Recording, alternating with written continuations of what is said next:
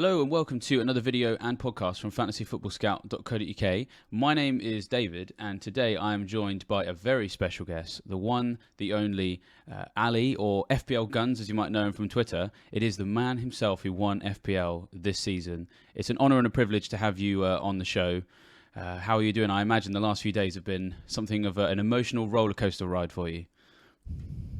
Thank you, David. Yeah, it's a pleasure to be here. I've been a fan of the show for a while now, so yeah, it's been a hectic couple of days, but I'm, you know, trying to handle it well. Can you quite believe it's real yet, or does it still feel like a dream?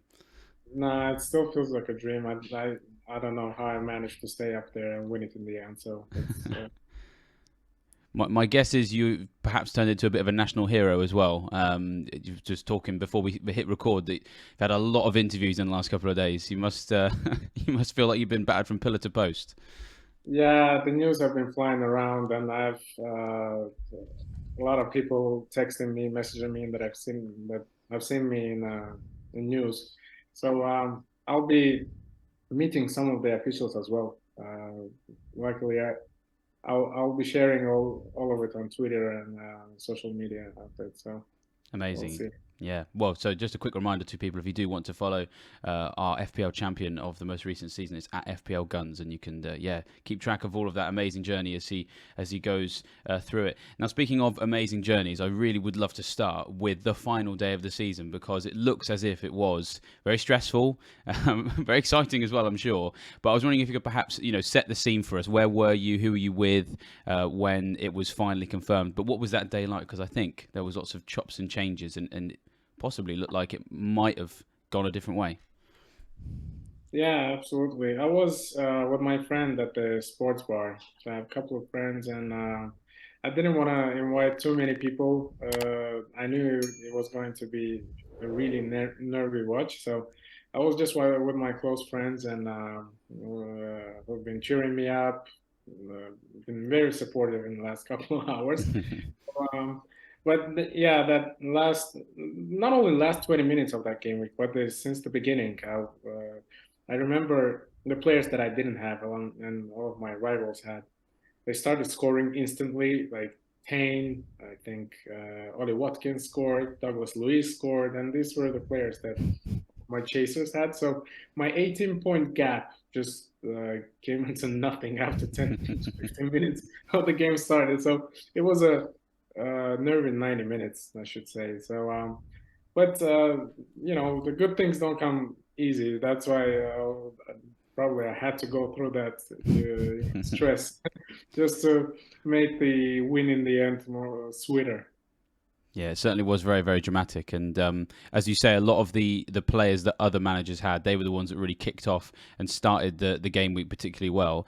In terms of what decisions you made on the day, could you perhaps fill us in on what transfers you made and how you were set up? And I suppose the players that you really needed something from, because it's always very different at different rank brackets. I mean, there will be some players perhaps that I need to do well in my team, but maybe you don't need to do in yours because the effective ownership at the different ranks was different. So how aware of you were that, and yeah, which were the players that you were really banking on? So what I did before the last game week, I prepared a spreadsheet of players that were a danger to my rank. Let's say the players that I had and the players that I think it was top 10 to, I did top 14, I believe, which was a 35 to 40 points gap. So I did all the squad analysis and just highlighted the players that I didn't have. Some of them, mostly was, I believe, Tyron Minks. A lot of people had him, and I knew they would play him, so I needed a Brighton goal. I mean, it's some of the top five had, I think number two had Martin Odegaard. Number three and number four had Alvarez, and some of them had Ollie Watkins, Douglas Luiz. So this not many people had Kane, but after Holland benching news came out, I think I just knew that a lot of people will be just switching from Holland to Kane. So I was pretty set on Salah captaincy, but I couldn't really, I couldn't really, rely on Kane. I didn't know with Tottenham's inconsistency. I didn't know what to expect. Plus, Sam Allardyce, could have done better, of course, as their last game. They were fighting relegation, and I thought there's still a slightly chance that Leeds could put up a fight. So there were a lot of scenarios, but the two final options I had, it was I believe Alvarez and Martin Odegaard versus Kane and Martin Odegaard. So it was 50-50, and I decided to go with Kane in the last 10 minutes prior to the deadline. And I was just checking the transfers out and transfers in, and I realized that Holland is the top of the transfers out list, and Kane is top of the transfers in. So it just swayed me into getting Kane. Yes, it was very frustrating for all of us. I think if we already had Kane, I think he's going to do well last day of the season. Could be a differential. Nope. In the end, we all had him. But I have to say, it's reassuring to hear you talk about not captaining Kane for all the reasons you mentioned there, because they were all the same reasons. I didn't either. I went for Salah as well. Sadly, just dropped out of the top 10k. But that's a million miles away from where you were. So, but that was a very sensible decision. I think before the game. I mean, I suppose it's just another example of it probably was the right decision in terms of what you could assess pre-game. And then just what can happen on game week 38 is usually very unpredictable. Did you feel that it was a game week that was a bit chaotic as per usual? As per usual, every game week 38. In previous seasons, I used chips in game week 38. I think last year I used the bench boost. So the previous Nice. year it was free hit, I believe. So it's always fun, it's a fun occasion. It's all of the games are in the same time, playing simultaneously, and it adds a lot of excitement into the game, because you're getting news and notifications from players scoring, and it just adds a lot of spice into the game. Uh, when I remember the last year, it was always exciting. Game week 38 is always an exciting occasion, and plus leading the overall league, and it was even more exciting. So. Well, we do have to talk about the point in time where it looked like it might not go your way, because I find this just to be such an amazing turn of events. Because so often in fantasy, what will happen is something very innocuous will happen on the pitch, like a substitution or a yellow card, and the football fans, the ones who are just purely interested in the football, not the fantasy, perhaps wouldn't even bat an eyelid at that. But obviously, you were in a situation where a substitution of a player onto the pitch blocked, I think it was Ethan Pinnock, for second place. And that's such a small thing. I mean, do you think you maybe need to send a thank you card to Eddie Howe for that decision? Maybe, yeah. I've been sharing some of the Wilson-related posts, showing his points that he, gained when nobody actually owned him. I was there for his 19-point haul in game of 14, I believe. And of course, I captained him for a double game week as well. So it's an interesting coincidence that one of the players that helped me throughout the season, he just came for a 15-20 minutes cameo with 1 point, and this 1 point actually meant like a 20-pointer. So it was interesting to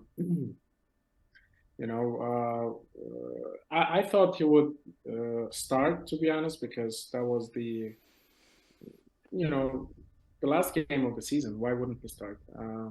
But luckily he came on. It was enough. Yeah. Yeah, no, I was surprised as well. I'm a Callum Wilson owner myself, and I just felt like that Chelsea game was going to be good for goals for him. But oh well, it wasn't to be. But at the very least, he still came through, and it's nice, of course, as you say, that it was a player that you'd backed for most of the season as well. So yeah, I'm sure you and him will be firm friends. I'm sure. Let's see. Let's see. Yeah, the game, before the game, when I was making transfers, I was really trying to pick the best team possible. But ideally, I wanted Saka, and I did have money in the bank to go for him. But My mates just swayed me into playing a little bit safe, at least, you know.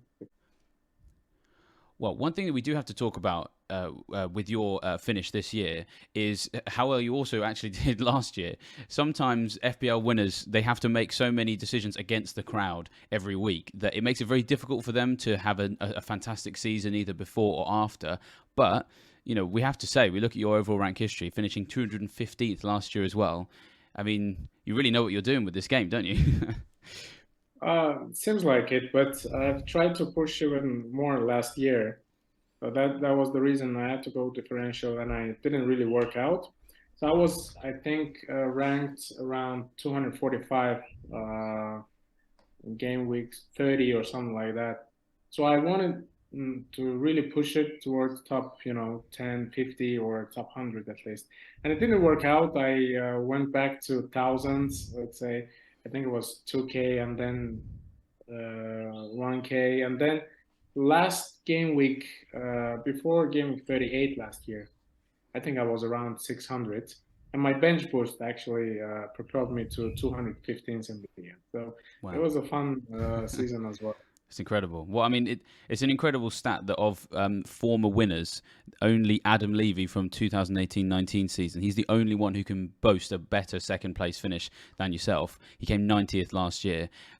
In a game where 11.5 million people play that, for you to be, you know, posting statistics like that and finishing in the top 300 effectively 2 years running must be an incredibly proud achievement, just on a global scale. You know, there's nobody on this planet like yourself. Yeah, it is because I thought it was a fluke season, and I didn't know if I could, you know, better it, you know, anytime soon. I wasn't expected it to be this good this year, but of course there were a lot of, you know, this season was one of the, it was a little bit different because of the World Cup in the middle of the season and because of the unlimited transfers in game week 17. So it helped me in some sort to plan it ahead. So because the previous seasons were quite different because of the COVID postponements as well.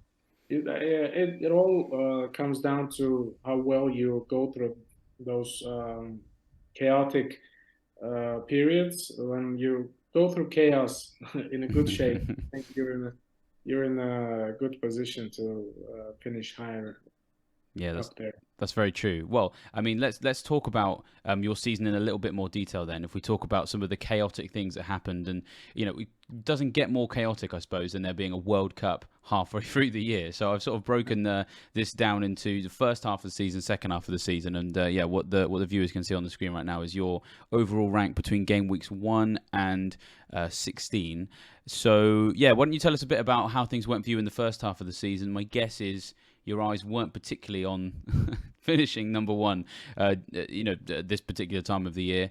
You sort of started around 600k in game week 1, around 1 million around game week 4. But by the World Cup, you were 3k, so you made some fantastic ground in the first 16 game weeks, didn't you? Yes, I did. My first game week was okay. It wasn't too bad, but the second and third, I really went down in ranks. And I've never been that far away in that, you know, last season, I believe I had a really, really good start. So I didn't know how to, you know, catch up with 3 million as fast as I can because all I knew was just checking my eye test and seeing where I can go, you know, against the grain. Because at the time, I think with Darwin arrival, all of the chances created was were just flying towards him instead of Salah, and I think there's a chance that I can go against Salah ownership because I didn't know how involved he was in the game because even though he was delivering points, I was just not liking it. And when Darwin got a red card, I think it was game week 2. In a game week 3, I made 3 transfers, transferring Darwin out for Kane, and I went for Foden and Luis Diaz instead of Salah and Neto. So these 3 transfers in the long term, they've served me so well because um, Luis Diaz was covering Salah points more or less, and Kane was just scoring his casual 7 or 8 points on consistent basis. And Foden would come out with a hat trick against United, and then a couple of double-digit haul. So these 3 transfers were really detrimental in terms of the ground that game, because I knew I had to do something different. I knew I had to go with a more flexible team, and I knew I had to go long term because I wasn't planning on using my wild card early in the season because of the World Cup. I was just delaying it just to have that last 5 or 6 game weeks before the break. Uh, so this has really changed my approach. I had to go for more of a long-term picks and just minimize free transfers. Um, that's how I approached it, and luckily some of the rare transfers I made, like Madison, Dave, and Wilson as well in game week 13 or 14. Some of the defenders like Saliba, like he scored 15 pointers out of nowhere, and I went on some of the players really early, so I was ahead of the curve in most of the times, and I was lucky enough to have the players that hold before, and their ownership would just skyrocket after I got. So it was a good timing overall, I would say. Yeah, absolutely. Well, I mean, certainly looking at the way your ranks increased in the increments that they did, you can see very much so that you had a good plan as well, because just 2 hits in that period as well. The first one being that 3 transfers you made in game week 3, which is that's a method I usually like to go for. Is just hold off on the first 2 weeks and then mini wildcard is the expression, and then you were able to bank your transfer a couple of times and just keep ticking along with different transfers. And so game week 4, 1.2 million. By game week 10, you're 8k. In just 6 game weeks, you've just absolutely propelled yourself up there. And I find the timing of your wildcard really interesting as well. You've touched on some of the reasons why, but obviously a lot of managers will usually go around game week 4 to 8. I quite like going later than the crowd, but I don't think I've ever gone as late as game week 12. So, I mean, talk us through a little bit what it was like holding off on using that. Did you feel pressure to use it from outside, or? Yes, I did, to be honest. But this season was a little bit different because we knew we had unlimited transfers in game at 17, so it was easier for me to hold off on it. But ideally, I really delay it every season, because the later you use your first wild card, the later you use your second wild card. Because once you use it in game 3 or 4, your teams comes down to really to bare bones by the game week 19, when everything updates again, and then you end up using it in early 20s, let's say. That's why that's something that I will try to use every season, because that helped me a lot. Using it early, okay, it gets you a good squad value. You can jump on higher owned players, and but it's still I remember that time a lot of people were selling Arsenal assets because of the blank. I think Manchester City and Arsenal were blanking in some of the game weeks before the break, and having 2 best teams missing out in the game week, and you're looking at 5 or 6 players missing out on your team, and a lot of people would just start selling. I think I've kept on most of my Arsenal assets during that period when City and Arsenal blanked. I've kept Holland and maybe another City asset like Cancelo. I've kept Cancelo as well. So I was navigating through blank game weeks in the first round before the World Cup by just benching my Arsenal and City assets. So I've kept them, and after that blank game week, I've had Arsenal assets. They didn't do much, to be honest, but that was the plan, to have them when nobody has them. So. That's very smart thinking. And clearly was very successful in the end as well.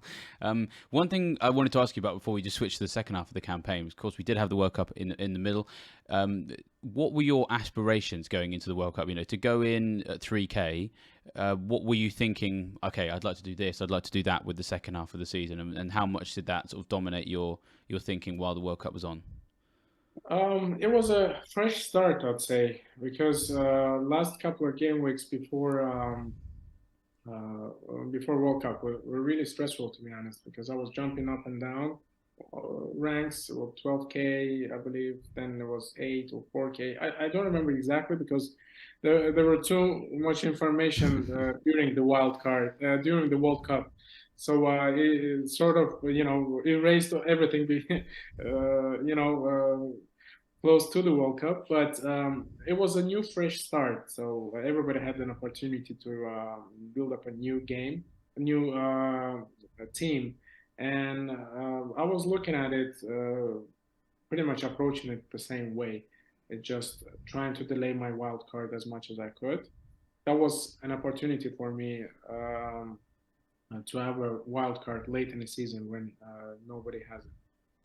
Yeah. So, The thing about the World Cup, I agree as well. I experienced it as well. Just having that break from decisions was really helpful, wasn't it? Just to be able to just kind of reset yourself emotionally and mentally, ready for the next half of the season.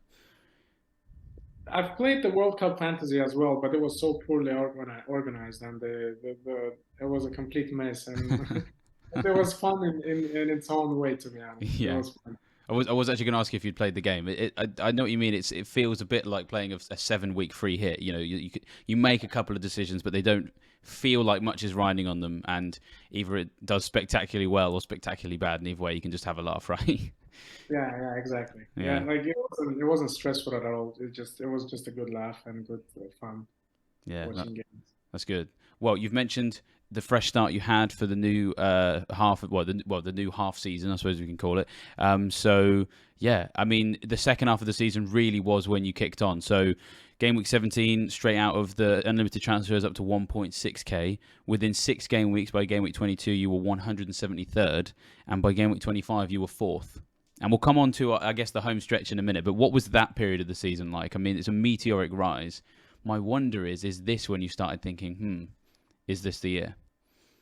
That's true, because once I was hovering around 1K, I was just planning. I was just trying to get in top 1K, because that's where you either lose it or you just push forward to top 100. And I think I jumped to 117 with triple captaincy of Rashford, and after that, I was just halving ranks every game week. So basically happened in 3 or 4 game weeks that I've jumped from 1K to top 4, top 5.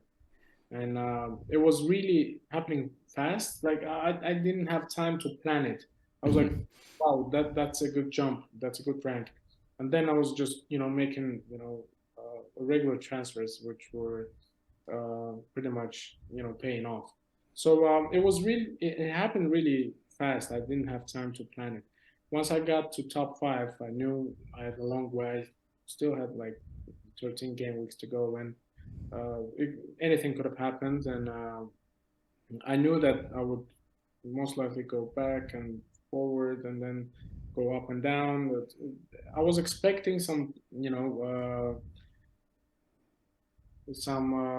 difficulties along the way. But after game week 34, I think I've managed to stay up there. So. Yeah, that's right. So your first week that you were number 1 was game week 28, and then down to 5th, then 3rd, then 4th, then 3rd, and then game week 33, the home stretch, number 1 all the way, and that's where you stayed. And I have to say, one of the things that probably it was a contributing factor was your chip usage, because I've also just pulled that up on the screen as well. You've sort of touched on it on a couple of occasions, especially with the triple captain on Rashford. The thing about these chips is that they pretty much look as if they've largely been played at times where other people weren't playing them. And we already talked about your game week 12 wildcard. You were able to wildcard again in game week 34, so you very much were able to achieve what you were looking for, which was a late wildcard when people haven't got it anymore. But yeah, the triple captain in game week 22, I mean, that must have felt really good. Yeah, it did. It did because of course, I had a choice of going for Holland in one of the double game weeks, but I wasn't sure about his minutes because I knew City would be going late into Champions League knockout stages, and I was really, Rashford was in fine form, and he had a double game week against two weak teams. Not to disrespect anyone's team because. There is no there are no weak team in the Premier League because every team can turn you over and but there was a slightly weaker oppositions and having a home advantage. Plus, I really fancy going for a midfielder triple captaincy option because of the clean sheet points and more points for a goal. So it was a good opportunity for me. Rashford was in fighting form, and I thought just rather than relying on some of the question marks on Holland, I would just go with a Rashford, with a man in form, and luckily it paid off. Yeah, it really did, as you say. Well, bringing it sort of, I suppose, towards next season, you've obviously learned a lot of lessons this year about what works well, and it's also quite nice to hear that you had a plan at the very least to do well. Probably not necessarily an exact plan to be I'm going to win, but you talked about you want to play your late wild card first time, late wild card second time. The decisions that you made on the free hit, free hit as well, but the triple captain. What advice would you give fantasy managers next season, based on the lessons you've learned from? Well, there's not many other people I can talk to who finished in the top 1K 2 years running. So, what can you pass on to Fantasy Football Scout viewers and listeners about what you've learned the last couple of years? That's the most common question I get most of the time, and I say the best thing you can do is have fun with it, and make your own decisions, play your own game, because that's when your own decisions pay off, you get a bigger satisfaction than you're just following someone else's advice. That feels good, of course, but it's not your own decision. When your own punt or differential pays off, of course it hurts if it doesn't, but at least it's your own decision. Because when it goes wrong, when it's not your own decision, it feels even more stressful because you just follow someone else's advice and you should have followed your own. So might as well just make your own decisions, play your own game. Imagine yourself as a manager of a Premier League team, um, benching starting players and planning towards with your strategy. It's just make the best out of it. Unleash your inner manager and go for the win. Whether it's a mini league, whether it's some overall rank goals you're following, the best advice would be just try to have fun. Uh, and when it goes wrong, just remember that you have families, work, friends, and everything a lot more important in your life than being stressed about a game you love. It's said that done, but there's a lot more important in life than games we play. Yeah, absolutely. No, that's fantastic to hear as well, because that's something that we, big proponents of here at Fantasy Football Scout, of just helping people manage the emotional experience of playing this game, and really balancing the rough with the smooth, the good with the bad. So yeah, it's lovely to hear that you feel the same way. And one last question, then, I suppose you've got a bit of a break now between now and the start of the season. I imagine it's going to be busier summer for you than anybody else. You've already alluded to all the interviews you've got, but have you got any nice plans to help you sort of get a bit of a rest from the decision-making process before you start checking in to see what your Game Week 1 team's going to be? It's the game that I love. It's not. I much enjoy the whole process of making up your squad, making transfers, doing research, watching content on YouTube, on Twitter, and it's pretty much something that I enjoy. And I don't. I can't. I'm looking forward to the next season. To be honest, it's not something that I have to take a break from. Well, that's good to hear as well. It's a nice, inspiring final line there for anyone who is feeling a little bit tired from the season just gone. The man that's won it, he's ready. He wants Game Week 1 to start next week if it's possible. Yeah, absolutely. Amazing I stuff. think the squad, schedule is out on 15th of June, I believe. That's right. Well, that is a very handy segue, actually. Thank you very much for us to be able to talk about that because, yes, it's the 15th of June. 9 o'clock in the morning is when the fixtures do drop. So make sure you are here on Fantasy Football Scout to get all the analysis for that. And, well, yeah, so I should thank you, Ali, for coming on. It's been fantastic talking to you. Appreciate your time massively right now, especially as pretty much every news outlet on the planet wants a piece of your time. So we feel very honoured and privileged. But, yeah, don't forget, guys, to like this video and to subscribe to the Fantasy Football Scout YouTube channel. Also hit that bell notification as well. In the off season, the bell notification is going to be even more important because you don't have those deadlines to help shape when you're going to sit down and check out some content. So that bell notification will help you not miss a thing. So yeah, thanks again, Ali. Thanks for coming on. Thank you, David. Yeah, it was a pleasure. Amazing stuff. Have a yeah. good summer. Thank you very much. Yeah, well, speaking of that, I'll leave you fine folks to enjoy the rest of your summer and we'll hopefully see you on the 15th of June when those fixtures drop. Bye-bye.